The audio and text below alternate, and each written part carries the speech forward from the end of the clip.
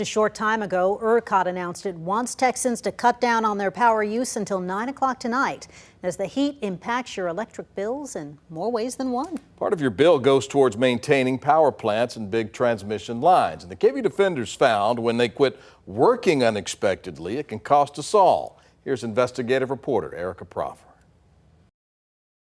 The electrical power grid manager, covering the majority of the state, asks us again to watch for tight conditions. But we found it goes deeper than supply and demand. Take a look at this map. This is where electricity gets made in Texas. Hidden within all of this are two reasons your power bill continues to rise. The electric grid works like this. Our power typically gets generated in one of three ways: a thermal power plant using natural gas or coal, a solar farm, or a wind farm. The power goes across large transmission lines to local distribution lines, then to our home.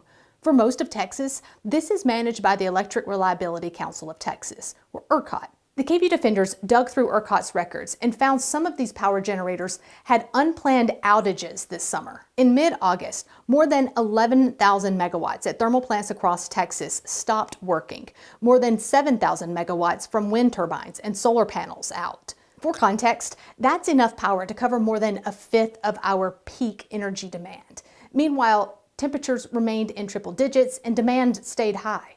So we went to Austin Energy to ask a power plant operator what's going on. Annual records show Austin Energy has 23 power plants, some of which had unplanned outages in August. There's so many factors. Erica Bierschbach was Vice President of Energy Market Operations and Resource Planning at Austin Energy. She retired recently. You know, these are machines that have so many different moving parts. The heat creates a difficult situation, especially these 107, 105 type degree days. One reason may be the change in the way the ERCOT grid operates. In February 2021, a winter storm left hundreds dead and millions without power in single-digit weather. So power plants that usually take time off during the cooler months for maintenance because demand is lower now works year-round to stay on standby. It's hard to tell, but you know, if you're using your assets more and you're running them more, I mean, it's like anything, right? I mean, whether it's your car or your air conditioning unit, you know, you're putting more miles on it. Back to that map. Thermal plants like natural gas and coal are generally near cities where a lot of power is consumed.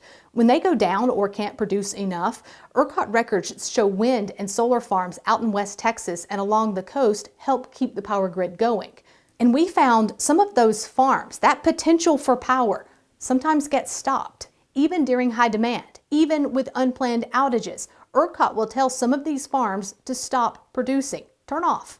We asked ERCOT's president and CEO, Pablo Vegas, why. The primary reason that ERCOT would ever curtail is if there's a concern of overloading it. So too much power here and here, if they all ran at their max, could blow these transmission lines across here. We have had curtailments as a result of congestion. Mona Tierney-Lloyd is the head of U.S. state policy for Enel North America. Most of Enel's working solar and wind farms are located in West Texas, hundreds of miles away from Central Texas. It's a fairly frequent occurrence. There's a lot of generation that's trying to get through. And all of this impacts prices. The KVUE Defenders tracked power costs for days on ERCOT's price point dashboard. The blue is where the power moves freely, and there's enough. That red is where the power has a hard time getting through. The price per megawatt can range by hundreds or thousands. We are leveraging our transmission system to its fullest. So each time there's a high demand for power and power generators suddenly go offline, or there's a lot of energy in one part of the state trying to get to another part, all of that impacts prices. The solution, ERCOT says, is yes. Yes, we need more power generators of all kind. Yes, we need more transmission lines. And yes, we need to conserve power when we can. For the KVUE Defenders, I'm Erica Proffer, KVUE News.